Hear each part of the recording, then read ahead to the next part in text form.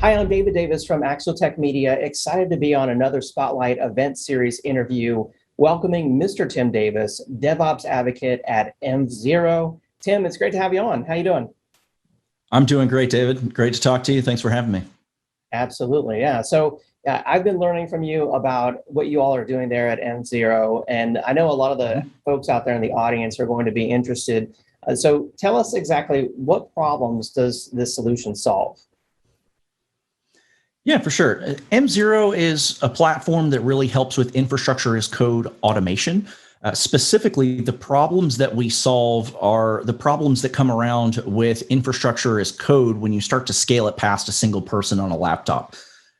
So you're going to have visibility problems, logging of who deployed what and when and where, who's allowed to deploy certain things. That's just one of those things that once you start moving infrastructure as code from a single person to teams, you just start running into these issues. Absolutely, yeah. So infrastructure as code, helps companies to deploy their infrastructure really using coded Mhm. scripts, if you will. And so, but there's a number of problems that come along with that, and you guys are there to Right. solve that. So, what are some of the common use cases? So our three main use cases with this is going to be infrastructure as code automation. So this is just kind of generally the life cycle of your infrastructure as code deployments. Who can deploy it, when and where. And with that, it kind of helps you enable what's known as a GitOps methodology, where you've got your infrastructure as code files in a repository. That's kind of your single source of truth. And then you're doing updates by pull requests and other developer methodologies. Some other use cases we have is teams and governance. So being able to keep the guardrails on while still enabling people to deploy what they need to. So you'll be able to go through and say they can deploy whenever they want. They can only deploy to certain regions. They can only deploy certain types of instances or a certain amount of instances, maybe a certain number of environments. And then there's also the self-service use case of just being able to say, here's your catalog of items. Here's your different environments that you can deploy. Go through, and that'll keep the guardrails on of how many you're allowed to have, how long it's allowed to be out there. So it's really anything involving the life cycle from deploy to destroy, we're there to help with. Absolutely, yeah. I can see where that could help. When you have a large group of developers, and with infrastructure as code, they could easily spin up a thousand instances or something. Uh, Exactly right. Costing a lot of money, I'm sure. And so this can help to keep, like you said, the guardrails on. Can it also help with Mhm. cost control? Yes.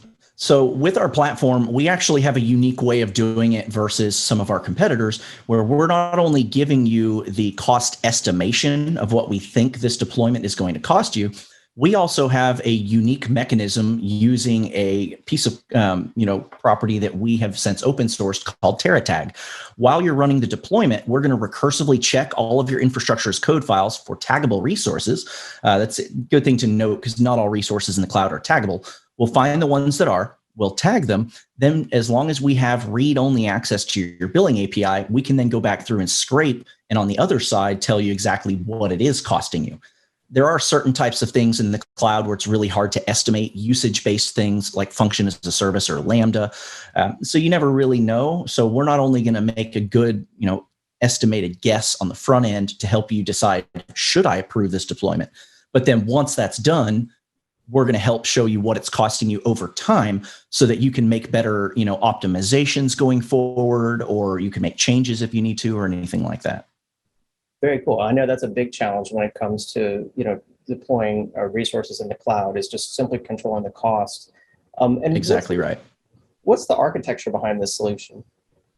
Yeah, so we actually have two different architectures available. We have a full SaaS platform that's available. This is what most of our customers are using.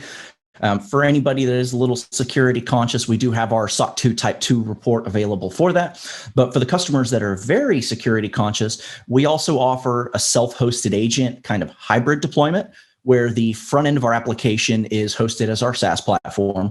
And then all of the back end, where your code, where your executions and your secrets and everything, those are stored within your own cloud account using our self-hosted agent. Very cool. And so I'm excited to try this out for myself. I know a lot of folks out there in the audience are too. Mhm. What should people do to get started? That's just as easy as going to the website, and in the top right-hand corner, we have a nifty little button that you can click. It'll let you log right in using either like your GitLab or your GitHub credentials or what have you, or even your Google for authentication, and it'll let you start jumping in and using the platform and trying it out for free. That sounds super easy to do. And I've watched a lot of your YouTube videos as well that really walk folks through step-by-step how to use this. So Tim, it's been great having you on the Spotlight Series interview today. Thank you so much. Absolutely. Thanks for having me. And thank you to everyone out there in the audience. If you enjoyed the Spotlight Series interview, check out the others that we have on our YouTube page.